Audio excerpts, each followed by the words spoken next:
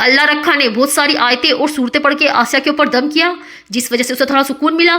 ابھی بھی اکرت آسیہ کے جسم کے اندر کہیں کسی کونے میں موجود ہے۔ مبشر کہہ رہا ہے دادا باں بتائیے کیا کریں آسیہ کے جسم سے شے کو نکالنے کے لیے؟ اللہ رکھا کہہ رہے ہیں دیکھو مبشر، یہ بات دکھنے میں جتنی آسان ہے اتنی ہے نہیں۔ یہ بات تو تم بھی جانتے ہو کہ جن بھی انسان اور جانوروں کی طرح اللہ کی بنا کی ہوئی ایک مخلوق ہے۔ اگر کوئی جانور کسی انسان کو کاٹتا ہے تو ڈیپینڈ کرتا ہے کہ جانور کتنا طاقتور زہریلا ہے۔ اگر وہ جانور زیادہ زہریلا اور طاقتور ہوگا تو انسان کی جان بھی لے لے گا۔ یہ بات جنوں پہ بھی ثابت ہوتی ہے۔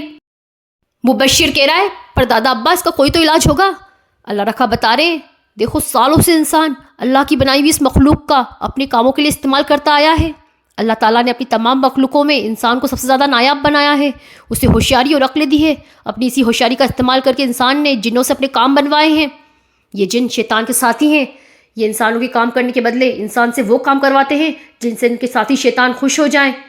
شیطان نے اللہ تعالیٰ کو چیلنج دیا تھا کہ میں تیرے بنائے ہوئے اس نایاب کو شرک کرنے پہ مجبور کر دوں گا، اور یہ جن انسانوں کو کام کرنے کے بدلے ان سے وہی کرواتے ہیں، شرک۔ شبانہ بار بار اپنے بیٹے کو کال کر رہی ہے، اب تک کافی وقت ہو چکا ہے، کالج کب کا چھوٹ گیا ہوگا، یہ اب تک گھر نہیں آیا، انہیں اپنے بیٹے کی فکر ہو رہی ہے۔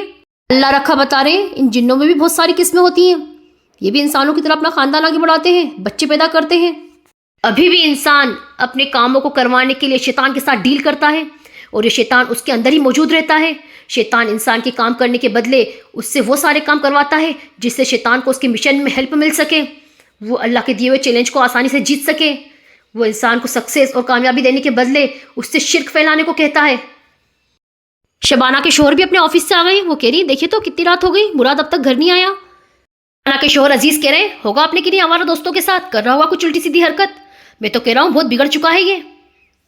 میں نے پیار سے اس کا نام مراد رکھا اور اس گلیز نے کیا کرا، اپنے ہاتھ پہ مرید نام کا ٹیٹو کروا لیا۔